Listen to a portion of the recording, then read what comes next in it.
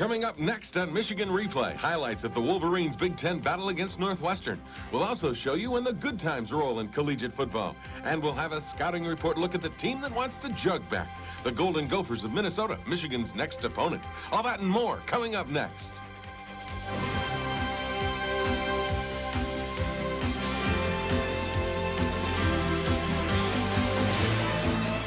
Michigan Replay with Bo Schembechler and Jim Brandstatter is brought to you by General Motors, where the vision is paying off in product excellence. By Mr. Goodwrench. No one knows your GM car better than Mr. Goodwrench. No one. By Buick and your Buick dealer. The Great American Road belongs to Buick. By the financial professionals at Payne Weber. By Unisys. Better information, better decisions. And by Budweiser. Beechwood aged for that clean, crisp taste. This Bud's for you.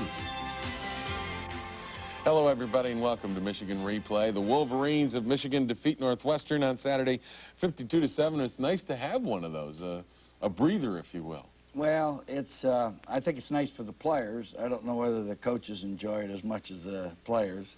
You know, when one of those things is going on and you're standing on the sideline, you always wonder what it would be like if you were on the other side, you know, so. You don't think about that too often, though, or too long. Well, we don't have that many of these, you know, but it was a, we didn't play very well the first half, and then the second half, I think we kind of took control. Well, one thing that did happen in this game was the fact that the defense for the second straight week tied up a pretty decent offensive team. They're not a bad offensive team. They really aren't. I thought they would get 14 points or more on us. I thought they would rush for over 150 yards. And I also thought that Byron Sanders, their fine back, would get 100 yards, which he did. But the defense sets you up in the first possession of Northwestern. Right, the first possession of the game, rollout here, and Trip Walborn makes a great interception on a potential outcut and gives us the ball at the 25-yard line, and that's good field position, Jim, to open the game. First play, Tony Bowles goes down all the way to the 11-yard line, and we have a first down at the 11. And you knew you could run on this team because they had been weak defensively against the run. They had been rushed on quite a bit, and so we ran the football early, did a pretty good job. A little disappointed in our passing attack the first half, but taking everything into consideration, it wasn't too bad. The problem in the first half, Jim, was we lost 2 touchdowns. An 85-yard touchdown pass to McMurtry, and then, of course, we lost another touchdown by Michael Taylor that was called back for a penalty. Here, Bowles was running pretty well. He got a lot of these 6 to 8, 10-yard plays. Didn't break a long one, but here's the option down for our second touchdown to Tracy Williams, and we go ahead 14-0. At that point, you're pretty much in control, and then the big play turns around against you. This one that would have been a record setter.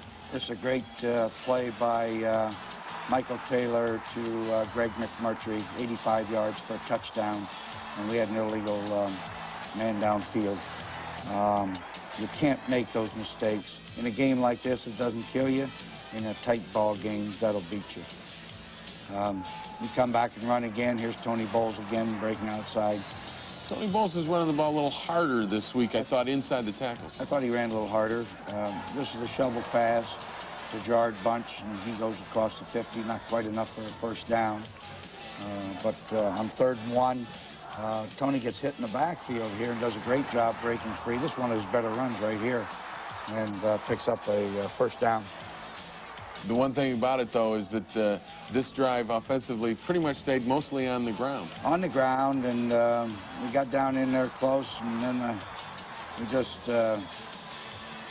foul up and don't get enough yardage for a first down, force us to go to the field goal. And that made it 17-0 in the second quarter, and that's really the way the first half ended. However, just before the second quarter was over, Northwestern put together a very fine drive. Here, Tripp misses the tackle on Sanders. He picks up the first down. You make that tackle, you force them into a 4th down play and make them punt. But those are the things that really worry you. Here, they hit a pass downfield for a first down and are moving the ball quite well. it appeared that they were going to get into position after this run by Byron Sanders that took them clear down into our territory. But a couple of sacks and some good defensive effort here made it impossible for them even to kick the field goal. Here in the final play, he gets sacked, and so we go in at halftime 17-0. The one thing about it, though, is that you were still not very happy at halftime at the play in the first half with a 17-0 lead. Well, that's true, because also, besides that 85-yard touchdown pass called back, we had an option play in which Taylor ran in for a touchdown. It was called back because McMurtry had illegal use of hand. And, you know, those things are annoying to me because I can envision that happening in a very tight game against one of these up-and-coming opponents, and that's not going to put us in very good stead. Well, it didn't happen, and it didn't hurt you in this game. The second half was all Michigan. Don't go away. We'll be back with the second half highlights as Michigan Replay continues. We came out, we wanted to improve today, and we came out, they started off, and they were running a little like quick outs, things like that, and we were just lucky enough when I went out and I saw that run to the out, so I ran to the out and put in position, and he threw the ball, and I happened to make the catch for the interception. That's the kind of things we need to get going. We need a big play from the defense, push the offense along, and so we started off with that big play, and the offense took over from there.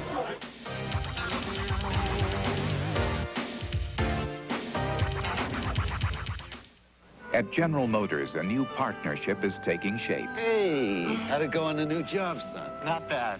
Yeah, we're learning a lot about computers and stuff. You know, they asked me to a meeting today. They asked the union. Yeah, there's a meeting on how we can improve quality. And, well, they want to know what I thought. It's not like it was when I was on the line.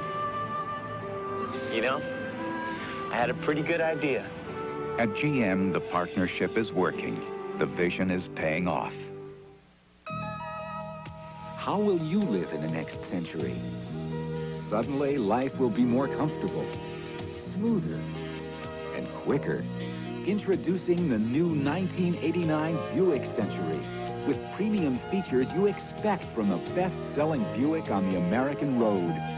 All at a price that will let you enter the next century very comfortably. The great American road belongs to Buick.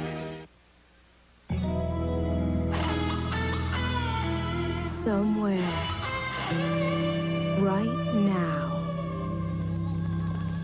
there's a clean, crisp, ice-cold, Beechwood-aged Budweiser with your name on it. In the pizza delivery game, the Noid can zap ordinary pizzas. But Domino's Pizza delivers more than all the others combined. So when you call Domino's Pizza, you get the best delivered pizza.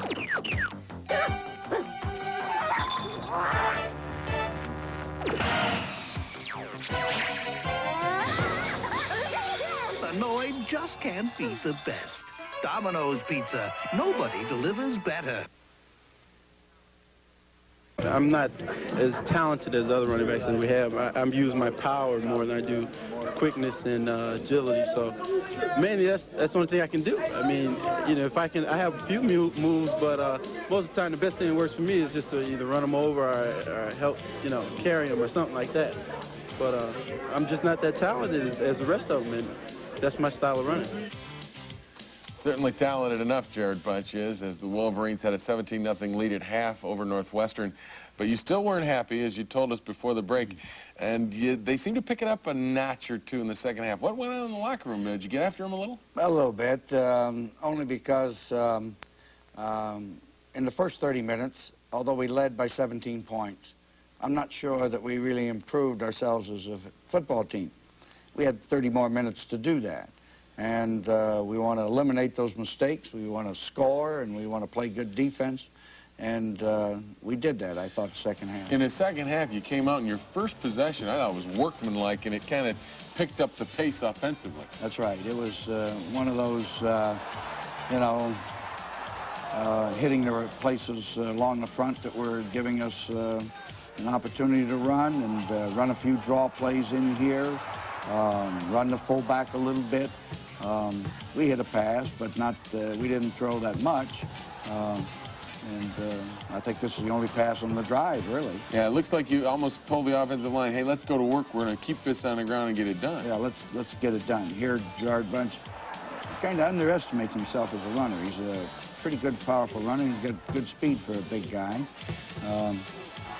And here on this is a third down play. I wasn't sure we were going to get in. It's a draw play.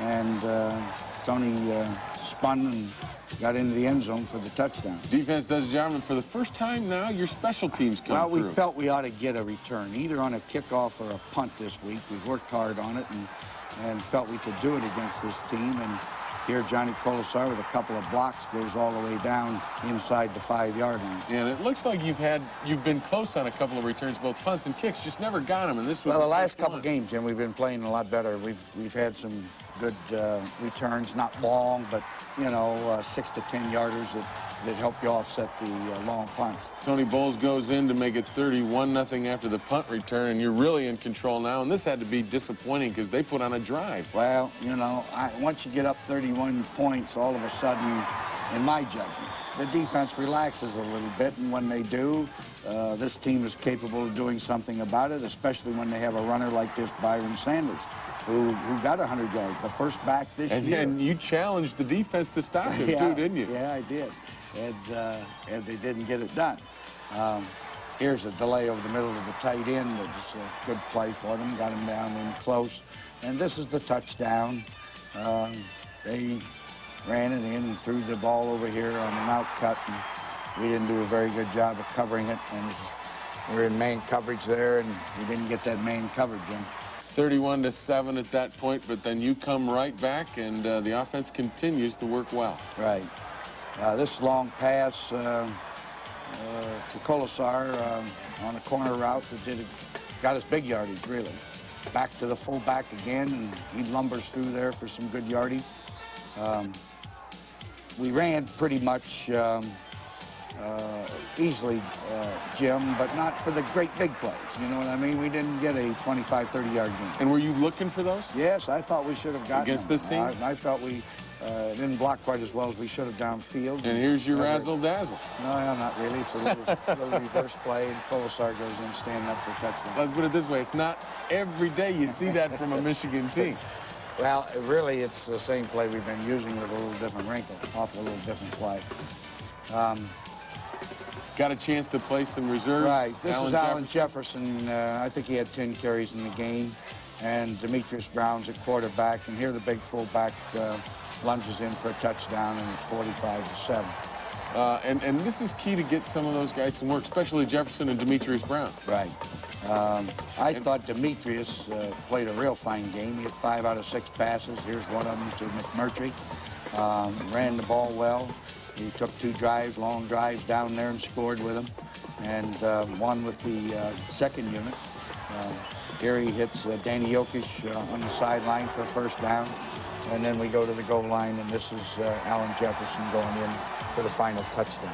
And Mike Gillette adds the extra point for the 52-7 final. And you said you had to win the last 4 after you beat Indiana, so one of them's out of the way, and yet it's tough, as you've said many times in a game like this, to really figure out what you've gotten out of a game like this. Well, what we're going to do is try to use this film and have a real critical analysis of individual performances. You're going to break the film down rather carefully. Yes. In other words, when we make these mistakes, try to show them how crucial that would be in a very, very tight game. And that way, hopefully, we'll correct some of our mistakes. Kind of get the mental toughness back by critically looking at this game, right, even though it was a 52-7 win, and getting the youngsters thinking a little harder about it. 52-7 is nice, Jim, but you don't want too many of those. You will become a better football team when you're meeting stiffer competition and you're in several dogfights back-to-back. Well, those several dogfights might be coming up the final 3 weeks of the season, but first, let's take a look at when the good times roll. That's next when Michigan Replay continues. The first half, I let that one sail over my head. I kind of miscommunication where I was on the field. I thought I was on the 15 when I was on the 30, so I let it sail over my head, so I had something to prove to Bo that I had to do something. So I got the punt. It's a low, returnable kick, which makes it easy for you because the coverage doesn't come down fast enough. And our whole line blocked a hell of a job. So, you know, I didn't score on it, which I could have, but I tried to dive for it, but unfortunately it didn't happen. But I came back and the reverse to score. It's kind of nice. We practice on that. We have a couple reverses in our offense, and we practice that all week and tried to throw it in there. Luckily, the defense sucked in and went around untouched.